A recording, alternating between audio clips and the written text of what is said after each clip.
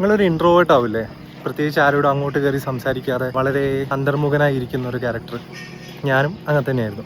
പക്ഷെ അതുകൊണ്ട് കാര്യമില്ല. എത്രയും പെട്ടെന്ന് നിങ്ങൾ എക്സ്ട്രോവേർട്ട് ആകുന്നു അപ്പോഴേ ഒന്ന് രക്ഷപ്പെടുള്ളൂ. കാരണം 60% ഓഫ് ദ വർക്ക് എന്ന് പറയുന്നത് നെറ്റ്വർക്കിംഗ് ആണ്. പണ്ട് ഞാനും വിചാരിച്ചിരുന്നു നമ്മളൊക്കെ നല്ല വർക്ക് ചെയ്ത് കഴിഞ്ഞാൽ അവസരങ്ങൾ ഇങ്ങോട്ട് തേടിയെത്തും എന്നുള്ളത്. വരില്ല.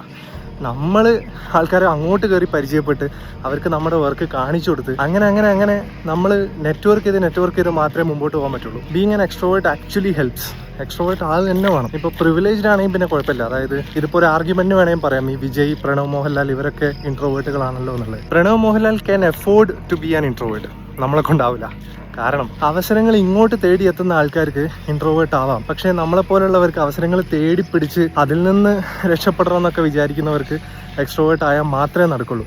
ഹൈപ്പർ എനർജറ്റിക് ആ ഒരു ക്യാരക്ടർ അല്ല പറയുന്നത്. അറ്റ്ലീസ്റ്റ് നെറ്റ്വർക്ക് ചെയ്യാനുള്ള ഒരു തരത്തിലുള്ള ഒരു എക്സ്ട്രോവേർട്ട്സ് എങ്കിലും നമുക്ക് വേണം. കുറച്ച് കാലം ഒന്ന് എക്സ്ട്രോവേർട്ട് ആയിട്ടൊന്ന് അഭിനയിച്ച് നോക്കി. നല്ല ബുദ്ധിമുട്ടായിരിക്കും. കാരണം നമ്മളെപ്പോലത്തെ ഇൻട്രോവേർട്സിന് അഭിനയിക്കുന്ന സമയത്ത്, എക്സ്ട്രോവേർട്ട് ആകുന്ന സമയത്ത് ഒരുപാട് എനർജി, സോഷ്യൽ എനർജി വേസ്റ്റ് ആവും.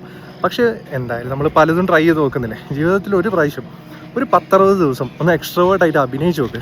അപ്പം കാണാൻ മാറ്റം. തനി മലയാളത്തിൽ പറയുകയാണെങ്കിലേ ഉളുപ്പ് ലേശം ഒന്ന് കുറയ്ക്കുക. അതിൽ കൂടുതൽ എക്സ്പ്ലെയിൻ ചെയ്യേണ്ടെന്ന് വിചാരിക്കുന്നു. അനക്കൊന്നും ഉളുപ്പില്ലടോ എന്ന് ചോദിക്കൂലേ? ഉളുപ്പുണ്ടാവരുത്. ഉളുപ്പുണ്ടായാൽ രക്ഷപ്പെടാൻ ഭയങ്കര ബുദ്ധിമുട്ടാണ്. കുറച്ചൊക്കെ ഉളുപ്പ് കുറഞ്ഞ ആൾക്കാർ മാത്രമാണ് രക്ഷപ്പെട്ട് ഞാൻ കണ്ടിട്ടുള്ളത്. അതുകൊണ്ട് കുറച്ച് ഉളുപ്പ് കുറയ്ക്കാം. Try to become an extrovert. കേട്ടിട്ടില്ലേ?